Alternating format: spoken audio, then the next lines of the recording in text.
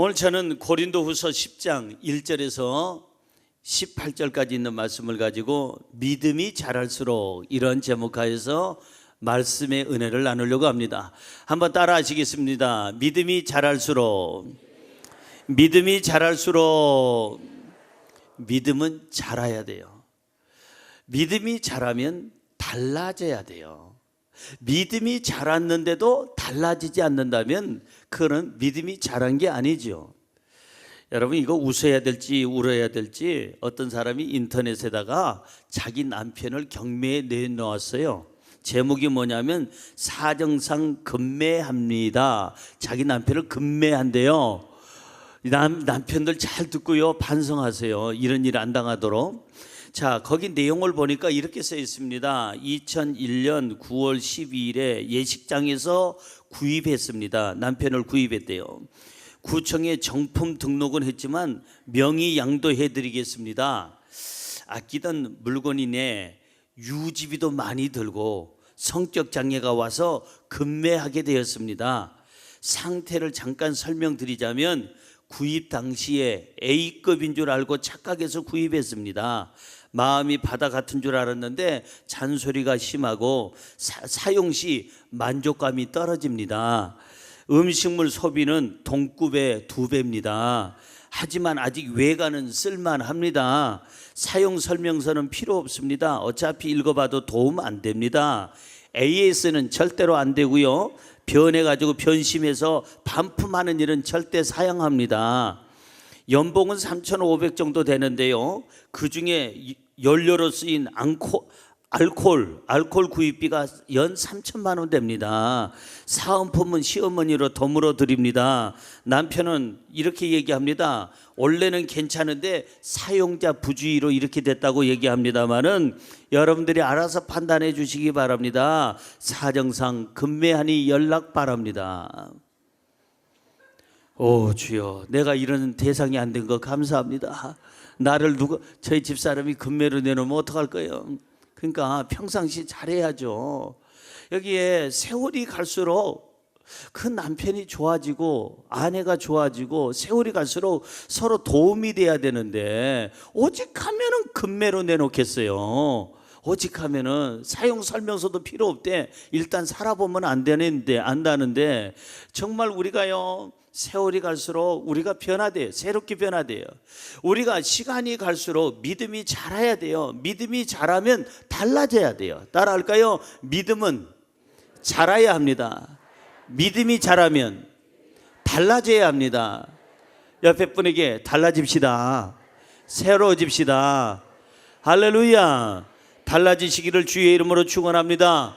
부모의 가장 큰 기쁨은 무엇일까요? 부모가 가장 큰 기쁨은 자녀가 건강하게 잘 자라주는 거예요. 얘가 유치원생이 됐으면 유치원생답게 자라주고, 얘가 초등학생이 됐으면 초등학생답게 자라주고, 얘가 중학교, 고등학교, 대학생이 됐으면 그 나이의 연령에 맞게끔 자라주는 것이 부모의 기쁨이요, 부모의 행복이에요. 마찬가지예요. 하나님께서 가장 기뻐하는 게 뭘까? 우리의 성장인데 무슨 성장? 믿음의 성장입니다. 죽은 사람은 성장하지 않습니다. 죽은 사람은 손톱이 자라지 않습니다. 죽은 사람은 발톱도 자라지 않습니다. 죽은 사람은 머리털도 자라지 않습니다. 자라난다는 얘기는 죽었다는 얘기예요, 살았다는 얘기예요? 살았다는 얘기입니다. 살아있는 사람이 손톱이 자라고 발톱이 자라고 머리카락이 자라고 살아있는 아이가 그 나이에 따라서 점점 성장하게 돼 있어요. 우리의 믿음이 살았을까 죽었을까? 여우야 여우야 뭐하니 잠잔다. 여우야 여우야 살았니 죽었니? 살았다. 옛날 우리 어렸을 때 놀던 그런 이야기입니다. 여러분, 우리가 살았다면, 우리 믿음이 살았다면 어떻게 해야 될까? 성장해야 됩니다. 믿음이 살아있다면 날마다 자라야 된다는 거예요.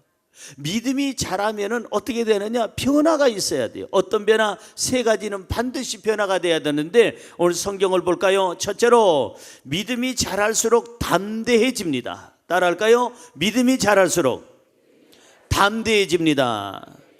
아멘. 믿음이 자라면 사람이 강해지고 담대해져요. 왜? 믿음으로 살기 때문에. 믿음이란 뭡니까? 피스투어, 헬라어의 그 뜻은 뭡니까? 맡긴다 그 말이에요. 하나님께 맡긴다 이 말이에요. 하나님 앞에 내가 믿음이 성장하고 자라게 되면은 무엇이 생기느냐? 용기가 생겨요. 삶에 자신감이 생기고 담대함이 생기는 줄로 믿습니다. 할렐루야. 사람마다 약한 부분이 있어요. 어떤 사람은 노래하라면 아우 목사님, 아우 집사님, 저는요 노래방 가서도 한 곡도 해본 적이 없어요. 노래를 못해요. 그냥 어떤 사람은요 그냥 공부하라면 아우 쥐가 나는 사람, 아우 머리에 쥐 나요. 저는 공부 정말 못해요. 어떤 사람은요 또 계산하라면 계산은 정말 못하는 사람, 어떤 사람은 운전하라면 죽었다 깨어나도 운전대 못 잡는 사람이 있어요. 사람마다 자기의 약점이 있습니다. 또 외국어에 대해서 약한 사람 있잖아요. 어떤 사람이 외국어가 참 약한데 친구들하고 같이 지하철을 탔대요. 지하철을 타고 더그덕 하면서 조용하게 얘기하는데 저쪽에서 막 떠드니까 이 외국어에 약한 이 청년이 떡 일어나가지고 거기서 조용히 시키려고 여보세요 지하철을 전세 냈어요. 왜 이렇게 시끄러워요? 아유 너무 떠드니까 도대체 시끄러워서 대화가 안 되잖아요. 그러니까 거기 떠드는 사람들이 다 어디냐면 경상도 사람들이 막 올라와서 지금 서울에 막 올라왔는데 그중에 제일 경상도가 센 발음이 센 사람이 딱 일어나더니 큰 소리로 이렇게 해요. 뭐라고? 그러더니 이기다 니끼다 이기야. 그러니까 이 사람이 이게 무슨 소리? 이기다 니끼가 이기야. 뭐라고?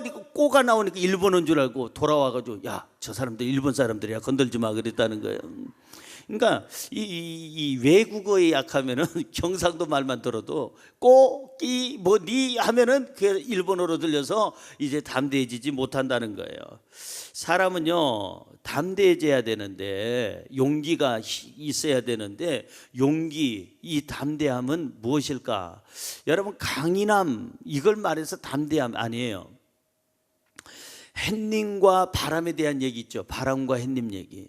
바람이 지나가는 나그네를 보고 그리고 햇님에게 와서 우리 내기합시다. 저 지나가는 나그네 코트를 베끼는 사람이 베끼는 이기는 걸로 하겠습니다. 그래가지고 둘이 이제 경쟁을 했습니다. 바람이 먼저 바람을 붑니다. 보니까 이 지나가던 나그네가 옷깃을 잠깐 웬 바람이야. 더 세게 후 부니까는 그냥 꽉 틀어 잡습니다. 세게 후 바람이 있는 대로 부니까는 그냥 이 안 넘어지려고 온 몸을 감싸고 그냥 뒹굴면서도 그러고 있습니다. 바람이 불다 바람이 다 빠졌습니다. 바람이 지쳐서 쓰러졌습니다. 햇님이 그때서야 햇볕을 살짝 내리쬐입니다. 웃으면서 부드럽게 햇볕을 내리쬐자 아우 죽을 뻔했네. 나그네는 그러고 좀 더 햇볕이 더 쬐자 왜 갑자기 이렇게 바람도 멈추고 이렇게 돼 아유 더워라. 그리고 코트를 벗게 됐어요. 그 더 햇볕을 쬐자 어디까지 벗었느냐고요? 궁금하면 500원 따로 얘기하시기 바랍니다. 여러분 어쨌든 간에 어디까지 벗었다는 얘기는 뭐 없으니까 모르겠어요. 그러나 코트는 벗었어요. 강인함이 그게 힘이다? 아니에요. 진짜 강한 것은요 부드러움이에요. 따라할까요? 강한 것은 부드러움입니다. 절대 여러분 강한 것은 딱딱한 게 아니에요. 이 바람처럼 폭력적이고 어떠한 물리적으로 공격을 하고 그 사람을 그냥 못 살게 구고 그래서 변화시키는 일은 세상에 없어요. 무력으로 세상을 제패하려고 했던 나폴레옹 못했습니다. 여러분이요 알렉산더 대왕 물론 못했습니다. 모든 것은 사랑과 자비와 긍휼과 따뜻함과 온유와 그리고 베품에서부터 그 강인함이 나와야 될 줄로 믿습니다. 할렐루야. 한 번은 제가 중국에 가서 집회를 하고 돌아오려는데 비행기가 뜨질 못합니다. 왜냐하면 태풍이 왔다고 나오질 못하게 하는 거예요. 그래서 할 수 없이 호텔에서 그때 바닷가에 있는 호텔인데 지 바다를 보게 됐는데 태풍이 부는 날 바다 보니까요 엄청 무서워요. 집채만한 거짓말 안 하고 집채만한 집채보다 더 큰 그냥 파도가 그냥 회색빛 파도가 막 치고 하늘도 그냥 회색빛이고 바다도 회색빛인데 정말 태풍이 무섭디다. 저는 그때서야 태풍의 위력을 알게 됐어요. 태풍이 지나간 다음에 바깥에 나가보니까 나무란 나무는 다 부러지고 다 뽑혔습니다. 그런데 태풍에 절대적으로 부러지지 않는 나무가 있습니다. 천안 삼거리 흥 능수야 버들이 흥흥흥. 천안 삼거리에 있는 능수버들은 태풍에 부러진 나무 없어요. 왜냐하면 얘네들은 워낙 유연성이 있습니다. 흐느적거립니다. 태풍이 불어서 바람이 불면 슉 갔다가 바람이 잠깐 멈추면 어이구 어지러워라 그러고 돌아옵니다. 또 태풍이 불면 슉 갔다가 아이고 죽을 뻔했네 그러고는 절대 부러지는 일이 없어요. 유연함은. 진짜 강함은 뭐냐? 딱딱함이 아니에요. 공격적인 게 아니에요. 진짜 강함은 따뜻함이요 온유함이요 사랑인 줄로 믿습니다. 할렐루야. 여러분, 믿음이 잘할수록 우리는 더 강해져야 되고 믿음이 잘할수록 우리는 더욱더 하나님 안에서 용기가 있어야 될 줄로 믿습니다. 성경으로 돌아가 볼까요? 본문 1절은 이렇게 얘기합니다. 읽어봅니다. 너희를 대면하면 유순하고 떠나 있으면 너희에 대하여 담대한 나 바울은 이제 그리스도의 온유와 관용으로 친히 너희를 권하고. 그 구절 그대로 띄워놓으세요. 저 안에서 네 단어가 나오는데 그 네 단어 중에서도 특별히 담대하다는 이 담대하다는 단어와 같이 하는 단어가 이 세 개가 있습니다. 그게 뭐냐? 첫째, 유순. 따라할까요? 유순. 유관순 누나를 얘기하는 건 아니고 유순. 두 번째는 뭐예요? 온유. 세 번째는 뭐예요? 관용. 다시 말해서 담대하다, 강하다, 용기가 있다. 그거는 뭐냐면은 유순함, 온유함, 이 관용, 따뜻함을 얘기하는 거예요. 부드러움을 얘기하는 거예요. 진짜 강한 남편은요, 여러분 그냥 주먹 가지고 아내한테 소리 지르는 남편은 그거는 강한 게 아니라 졸부고 쫄짜고 그 다음에 모자란 사람이에요. 진짜 강한 남편은요, 아내에게 부드러움과 용서와 관용과 사랑으로 대하는 줄로 믿습니다. 카리스마가 있는 사람이 중요한 것이 아니라 카리스가 중요한 거예요. 카리스마 능력이 중요한 것이 아니라 은혜가 중요한 거예요. 따뜻함이 중요한 거예요. 저와 여러분에게 지금 필요한 게 뭘까요? 카리스입니다. 부드러움이 있기를 주의 이름으로 축원합니다. 옆에 분에게 인사할까요? 부드러운 사람이 됩시다. 아멘. 알고 보면 부드러운 남자를 줄여서 얘기하기를 알부남이라고 얘기합니다. 알고 보면 부드러운 여성은 뭐라고 그럴까? 그거는 이상한 억양이 이상해서 안 합니다. 어쨌든 알고 보면 부드러운 남자는 알부남이라고 그러는데, 저와 여러분들이 신앙이 더할수록 믿음이 더할수록 어떻게 해야 되느냐? 여러분, 부드러움이 있어야 돼요. 따뜻함이 있어야 돼요. 저 사람 성령 받은 사람이야. 성령 받아가지고 눈꼬리가 올라가고 그 다음에 그냥 인상파, 추상파, 막가파 막 그냥 접근하면 발포한다. 일상 경찰서장백 이렇게 이거 아니에요. 성령 받은 사람은요 부드러움이 있어요. 옆 사람 얼굴 한번 쳐다보세요. 성령 받았는지 안 받았는지 아무 얘기하지 말고 절 쳐다보세요. 괜히 잘못 건드렸다가 오늘 낮에 또 무슨 일 나면 안 되니까. 우리 예수 그리스도 안에서 내 믿음이 자랄수록 어떻게 돼야 되느냐? 우리는 담대해야 돼요. 담대하고 용기 있는 사람은 어떤 사람이냐? 유순한 사람, 온유한 사람, 관용이 있는 사람, 배려할 줄 아는 사람, 따뜻한 사람, 사랑의 사람이, 그 사람이 강한 사람, 담대한 사람인 줄로 믿습니다. 성경으로 돌아가 볼까요? 오늘 본문 말씀 2절입니다. 읽어보세요. 또한 우리를 육신에 따라 행하는 자로 여기는 자들에 대하여 내가 담대히 대하는 것 같이 너희와 함께 있을 때 나로 하여금 이 담대한 태도로 대하지 않게 하기를 구하노라. 바울은 늦게 주님을 믿었기 때문에 다른 사람보다 더 열심히 하나님을 믿었어요. 바울은 늦게 주님을 만났기 때문에 어느 누구보다 주님을 향한 그 열정과 헌신이 있었어요. 그래서 바울의 믿음은 쑥쑥쑥쑥 자라기 시작했고, 바울은 이 믿음이 자랄수록 더 담대해졌습니다. 악한 자들 앞에서도 담대해졌고, 죽음 앞에서도 담대해졌고, 그는 고난과 환난 중에서도 담대해졌습니다. 저와 여러분이 믿음이 자라면 어떻게 해야 되느냐? 바울처럼 담대해져야 될 줄로 믿습니다. 여러분, 담대하세요. 담대하지 못한 사람은 인생을 못 살아요. 강해야 산다니까요. 강해야 이 메르스도 이겨내고, 강해야 사스도 이겨내고, 강해야 세상의 전염병도 이겨내는 거예요. 강해야 가난도 이겨내고, 강해야 악한 자도 이겨내고, 강해야 환난도 이겨내고, 강해야 고난도 이겨내고, 강해야 승리하게 되는 줄로 믿습니다. 따라하세요. 강하되 착합시다.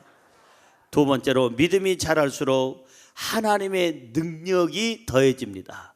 따라할까요? 믿음이 자랄수록 하나님의 능력이 더해집니다. 아멘. 믿음이 자라면 하나님의 능력이 더 그 위에 임하게 되는 거예요. 여러분, 어떤 꼬마가, 초등학교 아이가 학교에서 선생님한테 혼났어요.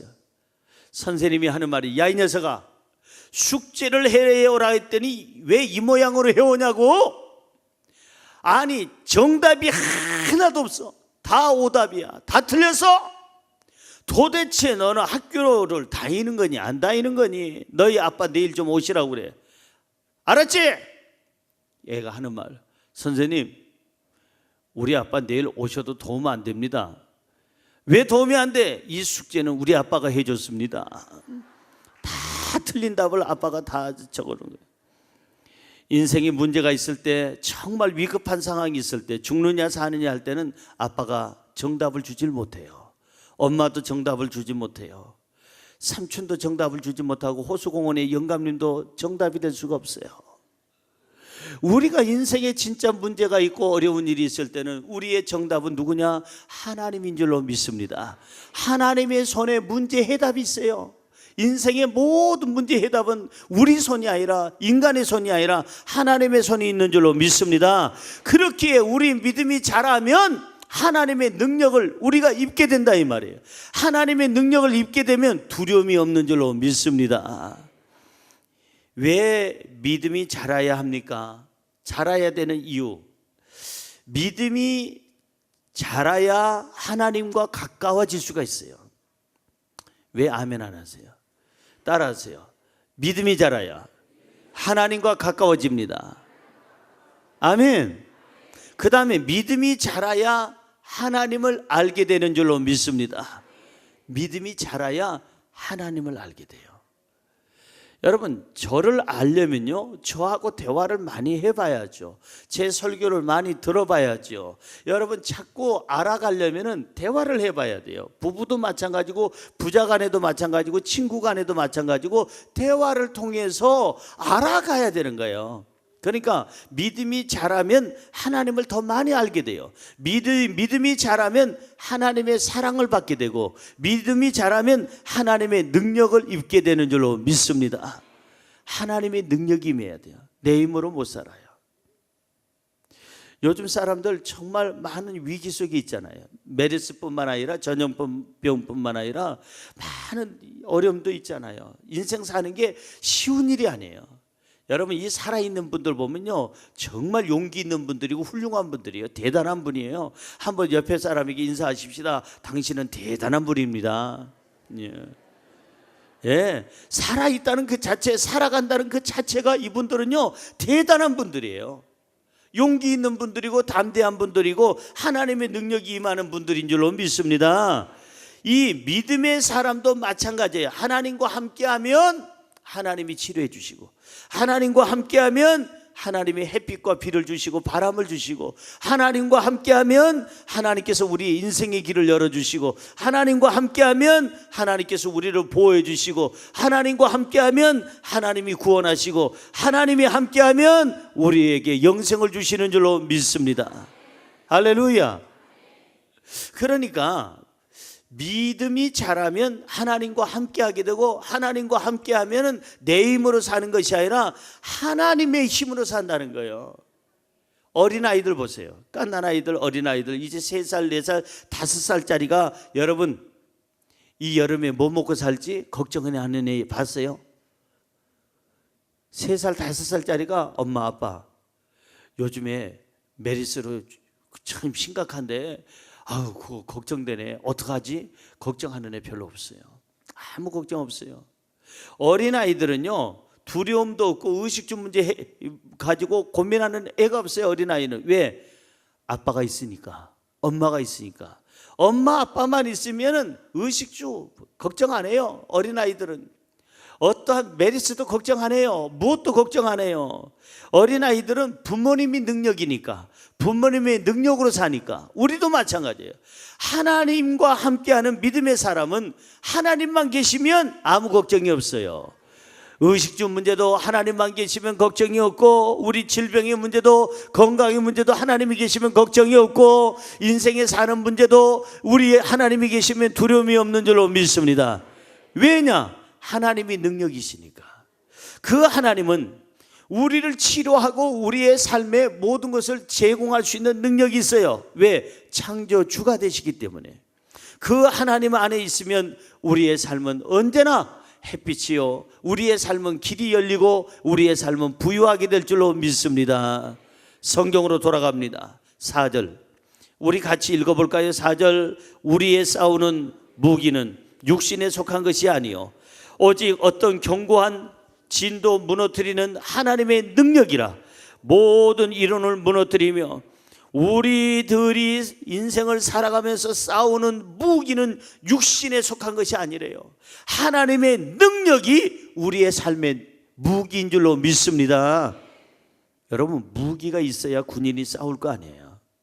요즘에 최첨단으로 준비된 무기가 요즘에 나온대요. 옛날에는 그냥 막 뒤에다가 배낭 하나 메고 그리고 나서는 그냥 긴 소총 하나 들면은 그게 다였는데, 이제는요 딱 고글을 쓰면은, 안경을 딱 쓰면은 거기 앞에 그냥 벌써 디지털로 그냥 어디 사람의 그 어떤 열 감지가 되고, 그리고 멀리까지 볼 수 있는 그런 것이 망원경이 같이 겸해져 있고, 그 다음에 숲속에서도 그 사람인지 동물인지 그것이 분별이 되는 것이 있고, 그 다음에 옷도 방탄으로 그냥 되고, 옷도 땀이 스스로 그냥 바깥으로 배출되고 바깥에 있는 공기가 안으로 스며들 수 있는 그러한 모든 최첨단의 그러한 의복부터 시작해서, 또 더더군다나 무릎에 드는 스프링의 역할을 할 수 있는 그걸 달아서 50kg를 내가 매도, 옛날에는 낑낑거렸지만은 이 다리가 앉았다 일어섰다 하는 데는 전혀 문제가 없이 오히려 더 힘이 생긴다는 거예요. 그런 장치들이 되어 있다는 거예요. 여러분, 싸움에는 무기가 중요한 것입니다. 지금 북한은 핵을 만들고 있어요. 우리 대한민국에는 충분히 그것을 대응할 수 있는 걸 만들어야 됩니다. 저는 그렇게 생각해요. 약하면 죽습니다. 약하면 밥이 된다니까요. 대한민국을 지켜주는 건 미안하지만 어느 나라도 없어요. 내가 얘기할 수는 없지만 가까이 있든 멀리 있든 어느 나라도 대한민국을 지켜주지 못합니다. 대한민국은 하나님이 지켜야 되고 우리가 지켜야 되는 것입니다. 그러려면 우리를 공격하는 세력보다는 강해야 된다 이 말이에요. 강해야 된다. 이 대통령이 이 설교를 들어야 되는데 국방부 장관이 좀 들어야 돼요. 여러분, 할 수 있는 대로 최대한의 장치를 해서 대한민국의 국민의 생명을 보존해 줘야 될 거 아니에요. 이 나라 눈치 보고 저 나라 눈치 보면서 그렇게 하면서 우리는 아무것도 못 만들고 개발하지 못하고 그 대처 능력이 없으면 당하는 거예요. 강해야 산다고 그랬잖아요. 강해야. 착하되 강합시다. 시작. 강해야 삽니다. 시작. 할렐루야. 우리들이 싸우는 무기는 육신에 속한 것이 아니라 이거예요. 하나님의 능력이 우리의 무기가 되어야 될 줄로 믿습니다. 할렐루야. 하나님의 능력이 세상을 이기는 무기가 되고, 하나님의 능력이 세상의 모든 공격을 막아내는 그러한 방어망이 되어야 될 줄로 믿습니다. 할렐루야. 우리가 기도할 때마다 그 기도하세요. 하나님이 나의 삶의 능력입니다. 하나님이 나의 보호자입니다. 하나님이 나의 방어망입니다. 하나님의 능력으로 살겠습니다. 하나님이 나를 보호하여 주시옵소서. 하나님이 보호해 줘야 돼요. 메르스도요, 하나님이 보호해야 대한민국이 안정돼요. 이 메르스가 빨리 속히 사라질 수 있도록 여러분 기도해 주시기 바랍니다.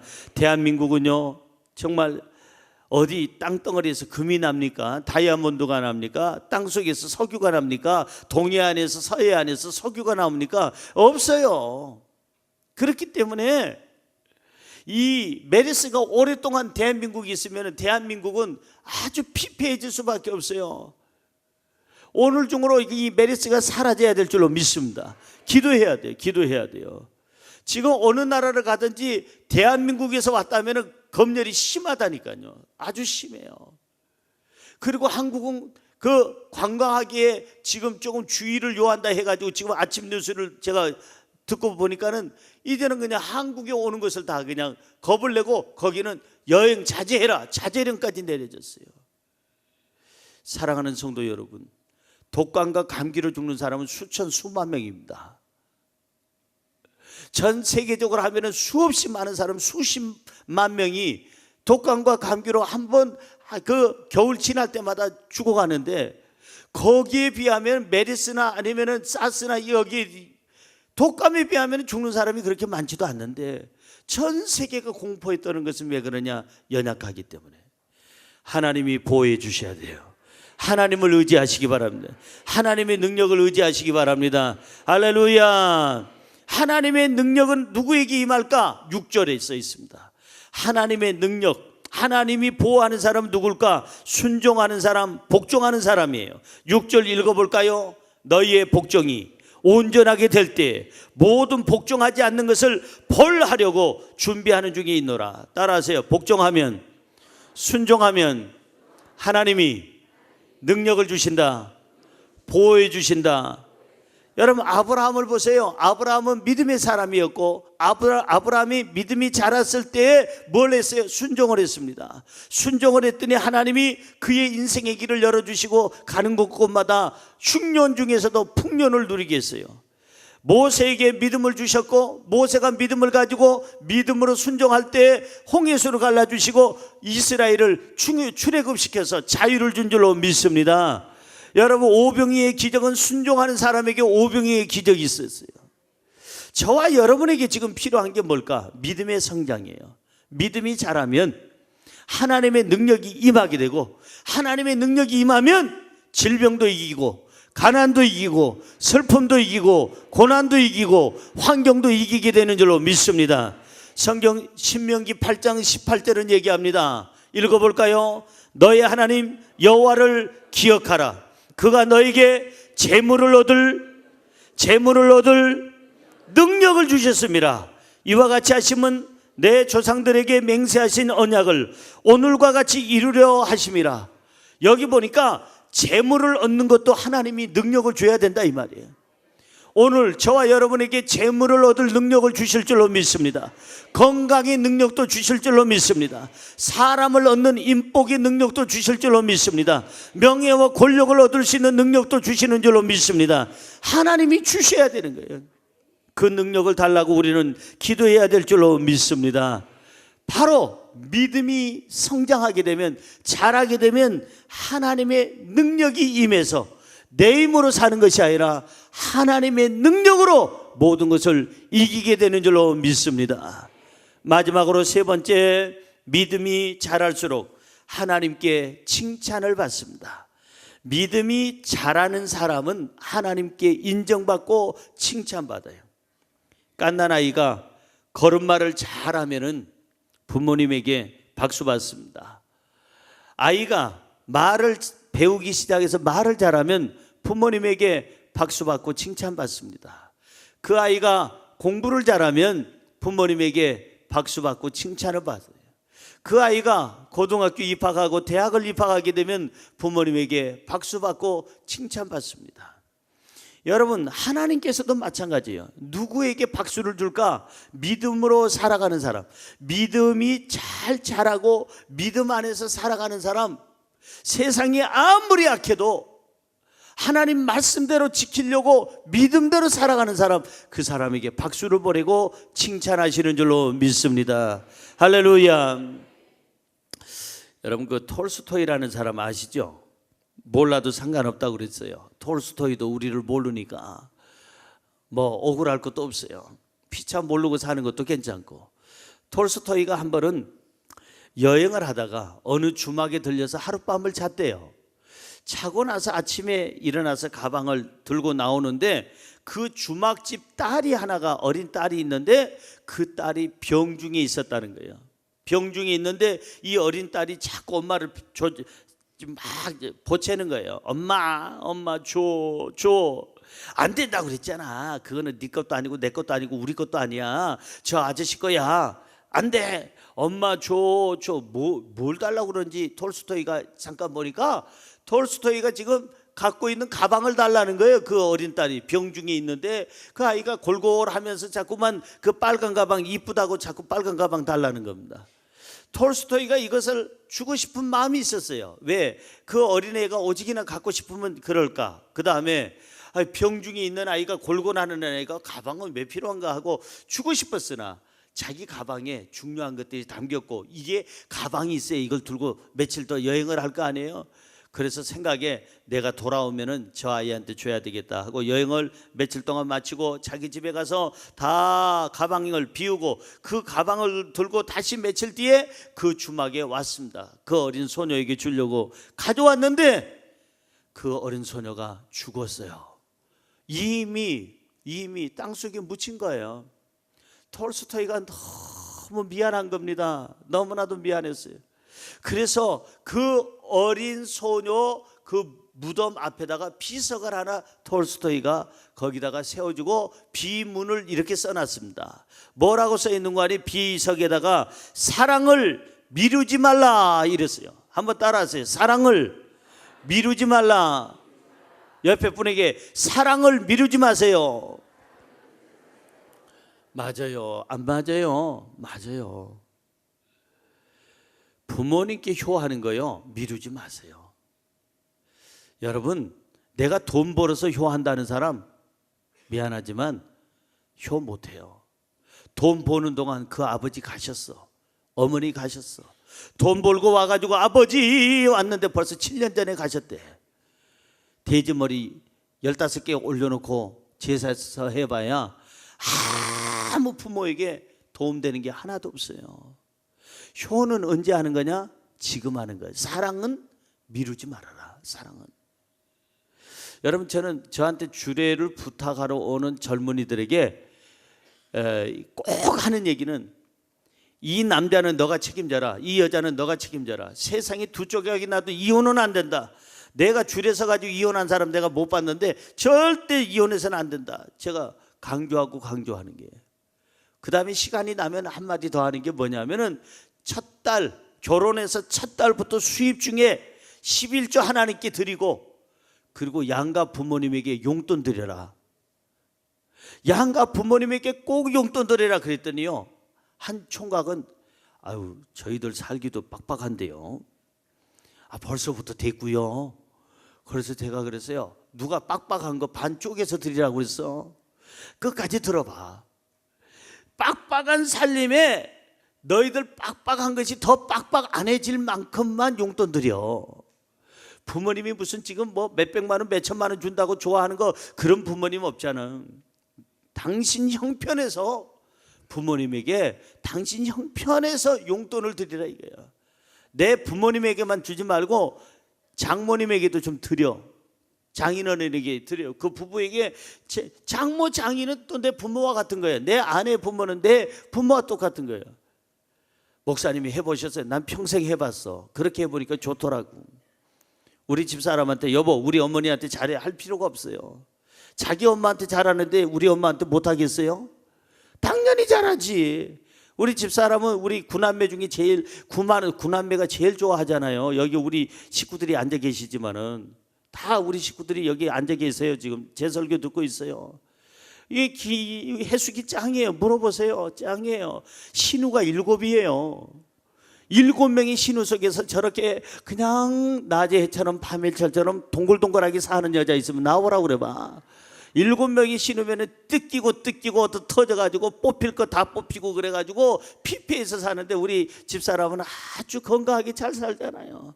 이유가 뭘까? 그게 바로 시어머니와 신우와 가족들과의 관계가 올바라서 그런 거예요. 여러분, 우리 젊은이들에게 꼭 얘기합니다.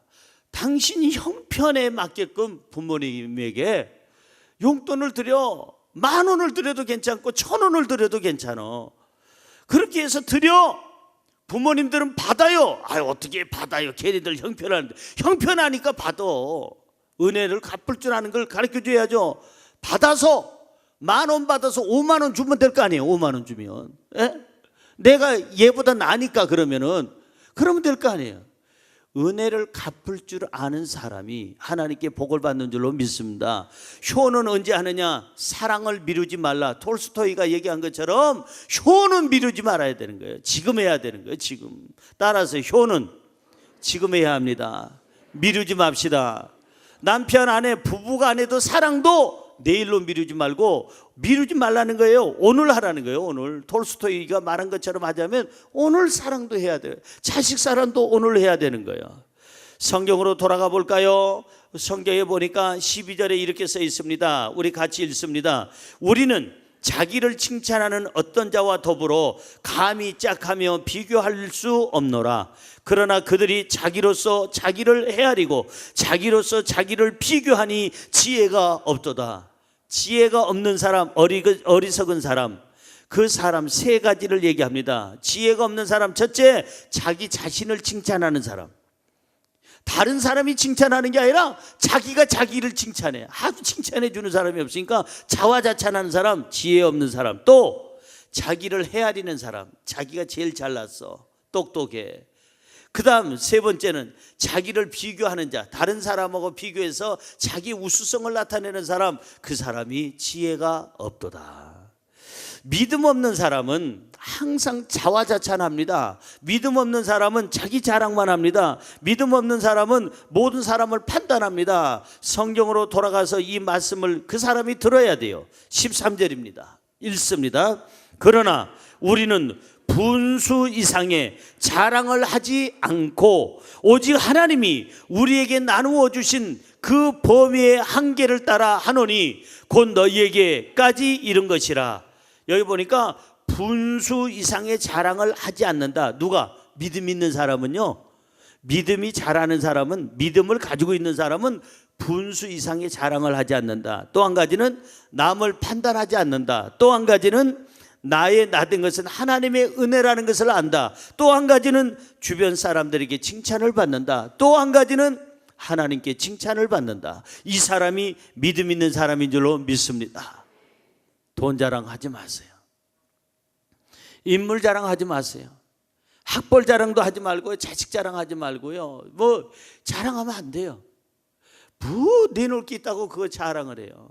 그 인물 미안하지만 7, 8, 90대 되면은 100세 되면 그 인물이 그 인물이요.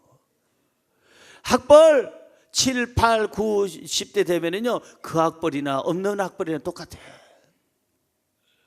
그 재능 90대, 80대 되면은 없는 사람이나 있는 사람이나 똑같이야. 자랑할 것이 없어요.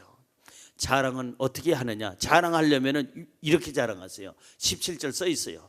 자랑하려면 이렇게 자랑해야 돼요. 시작. 자랑하는 자는 주 안에서 자랑할지니라. 한 번 더요. 자랑하는 자는 주 안에서 자랑할지니라. 한 번 더요. 자랑하는 자는 누구 안에서?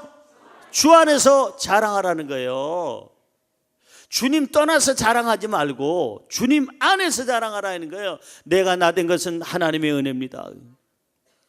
자식이 없는 사람 앞에 가가지고는 그냥 자식 없는 사람한테서 우리 아들은 똑똑하고 우리 딸은 얼마나 이쁘고 얼마나 공부를 잘하는지. 자식이 없어서 그 집은 시험거리인데 자식 없는 집 앞에 가서 자식 자랑 왜? 남편 없는 사람한테 가서 우리 남편이 이거 해줬다 저거 해줬다 우리 남편이 이랬다 그러다가 얻어맞아가지고 이빨 뽑힌 사람이 있어. 뽑힐만도 하지. 왜 맞을 짓을 해? 옆에 분에게 인사할까요? 우리는 그러지 맙시다. 다시 한번요. 크게 우리는 그러지 맙시다. 그래요. 우리는 그러지 말아요. 왜 인간적인 자랑을 그렇게 해요? 자랑하는 자는 주 안에서 자랑하라고 그랬잖아요. 주 안에서, 주님 안에서. 나의 나된 것은 다 하나님의 은혜라. 한량없는 은혜, 갚을 길 없는 은혜. 나의 나된 것은 다 주님의 은혜라. 여러분 건강 자랑하지 말아요. 나는 한 번도 감기 걸려본 적이 없어. 그날 저녁에 죽었어. 그러니까 감기 몇 번 걸려보고 죽은 사람은 미리 예측이나 하고 죽어서 괜찮은데, 감기 걸려본 적이 없는 사람이 그날 밤에 죽었으니 얼마나 억울하겠어요.